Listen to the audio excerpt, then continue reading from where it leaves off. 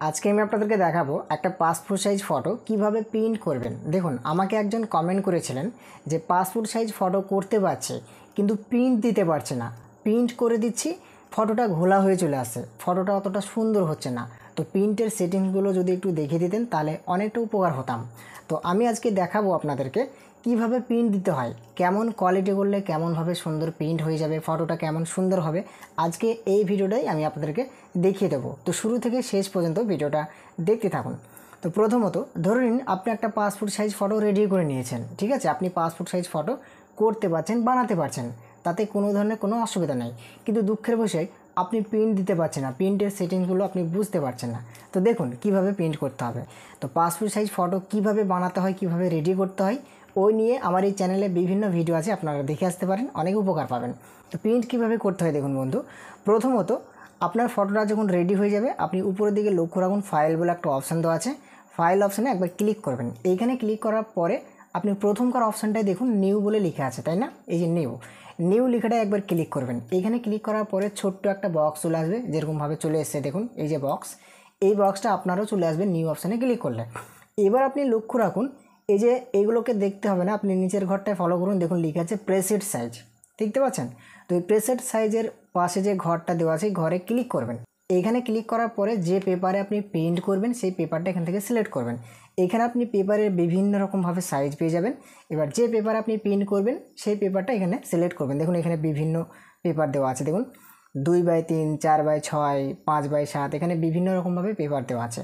তো আমি যেটা বেশিরভাগ ফটোকপি করি সেটা হচ্ছে 4x6, ঠিক আছে, পাসপোর্ট সাইজ করে এটাতেই।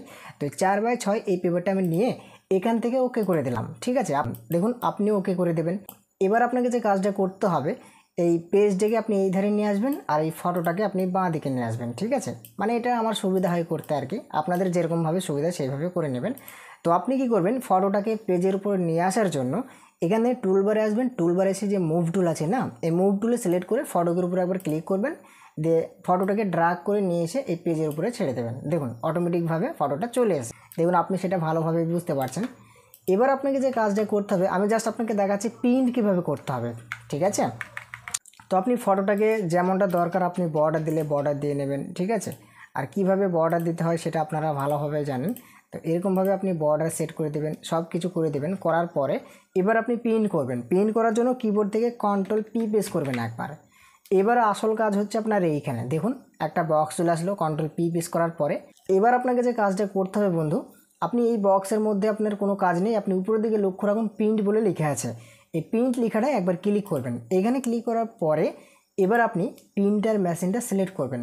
আপনি যে মেশিনটায় প্রিন্ট করবেন সেই প্রিন্টার মেশিনটা এখান থেকে সিলেক্ট করে নেবেন। আপনার যদি 2-3টে প্রিন্টার মেশিন থাকে তাহলে কোন প্রিন্টার মেশিনে সিলেক্ট করা আছে আপনি দেখে নেবেন, আর যে প্রিন্টার মেশিনে আপনি প্রিন্ট করবেন সেই প্রিন্টার মেশিনটা এখান থেকে সিলেক্ট করে নেবেন। আমার যেহেতু এখানে একটাই প্রিন্টার মেশিন দেওয়া আছে, দেখুন এপসনের L3210, তো এইখানে আমি ক্লিক করলাম। ক্লিক করার পরে আপনি ডান দিকে লক্ষ্য রাখবেন প্রপার্টিস বলে লেখা থাকবে, এইখানে ক্লিক করবেন। এখানে ক্লিক করার পরে এবার আপনি যে কাজটা করবেন বন্ধু, আপনি ভালোভাবে এবার লক্ষ্য রাখবেন, ঠিক আছে। দেখুন এরকমভাবে একটা বক্স খুলে গেল। এবার আপনি উপরের দিকে লক্ষ্য রাখুন লেখা আছে ডকুমেন্ট সাইজ। এই ডকুমেন্ট সাইজটা আপনি ওখানে যে পেপারটা নিলেন 4x6 বা যেটা আপনি নেবেন সেটা এখানে সিলেক্ট করবেন। দেখুন ওখানে আমি 4x6 নিলাম, এখান থেকেও আমি 4x6 সিলেক্ট করে নিলাম। এবার আপনি নিচেকার ঘরটা দেখুন একটা ঘর দেওয়া আছে, এখানে কি লেখা আছে বোর্ডলেস, তাই না? তো এইখানে আপনি কিছু করবেন না, এখানে আবার টিক দিয়ে দেবেন না, ঠিক আছে। এখানে আপনি ফাঁকাই রাখবেন। আপনি নিচেকার ঘরটা দেখুন লেখা আছে যে পোর্ট্রেট আর একটা ল্যান্ডস্কেপ। তো পোর্ট্রেট আর ল্যান্ডস্কেপ মানে কি আপনারা ভালোভাবে বুঝতে পারছেন, এটা আপনি পোর্ট্রেট করবেন, এইটা করবেন। এবার আপনি এই যে পেপার টাইপ, এইখানে আপনারা ভুলটা করেন। যে প্লেন পেপার আছে না, প্লেন পেপারে যদি আপনি সিলেক্ট করে রাখেন তাহলে যে আমরা যে জেরক্স করি যে পেপারগুলোই, ওই পেপারগুলোকে প্লেন পেপার বলা হয়।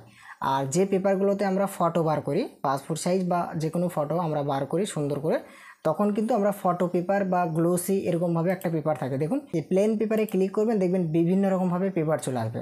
তো আপনি প্লেন পেপার সিলেক্ট করে প্রিন্ট করে দেবেন না, তাহলে তো আপনার ফটোর কোয়ালিটি নষ্ট হয়ে যাবে। আপনি প্লেন পেপারে একবার ক্লিক করবেন, এই ঘরটার উপরে, এইখানে প্লেন পেপারের উপরে মাউস পয়েন্টারে রেখে মাউসের বাঁ দিকে একবার ক্লিক করবেন, দেখবেন বিভিন্ন রকমভাবে পেপার চলে আসবে। এবার এইখানে আপনি ফটো পেপার গ্লোসি বলে একটা দেখুন পেপার আছে, ফটো পেপার গ্লোসি বা এপসন প্রিমিয়াম গ্লোসি, তো যে কোনো একটা সিলেক্ট করবেন। আমি ফটো পেপার গ্লোসিতে সেট করলাম। এইখানে সিলেক্ট করার পরে এবার আপনি 2 নম্বরটা দেখুন কোয়ালিটিতে আপনি সব সময় হাই করে রাখবেন বন্ধু। এইখানে যদি আপনি হাই না করেন তাহলে কিন্তু আপনার ফটোটা ঘোলা হবে, যতই আপনি এটা ফটো পেপারগুলো সেট করেন না কেন। এখানে স্ট্যান্ডার্ড থাকবে, এইখানে আপনি হাই করবেন, হাই করে রাখবেন। তারপরে যে লেখা আছে কালার, কালারে আপনি কালার রাখবেন। আপনি তো পাসপোর্ট সাইজ ফটোটা কালারই করবেন, আপনি কি সাদা করবেন, সাদা কালো করবেন? যদি আপনি সাদা কালো করতে চান তাহলে যে লেখা আছে গ্রে সাইকেল, এইখানে ক্লিক করবেন।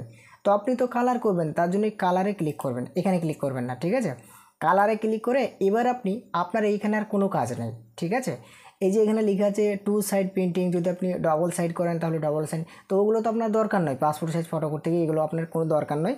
যদি কোনো দরকার হয় অন্য কোনো ভিডিওতে আমি বলে দেবো এগুলোর কী কাজ, ঠিক আছে? তো এবার আপনি নিচের দিকে লক্ষ্য রাখুন, একবারে নিচের দিকে দেখুন লেখা আছে ওকে।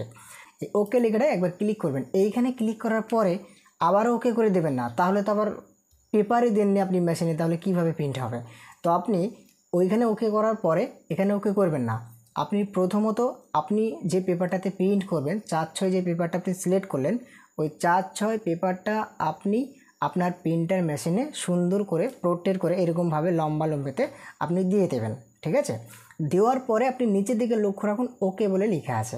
এইখানে যখন ক্লিক করে দেবেন সঙ্গে সঙ্গে আপনার প্রিন্টার মেশিনে কাজ হতে শুরু হয়ে যাবে। তখন আপনার ফটোগুলো সুন্দরভাবে বার হয়ে যাবে। তখন আপনি দেখবেন ফটোটার কোয়ালিটিটা কেমন এসছে, তখন আমাকে বলবেন, ঠিক আছে? তো আশা করি আপনি বুঝতে পেরেছেন কিভাবে প্রিন্ট করতে হয়।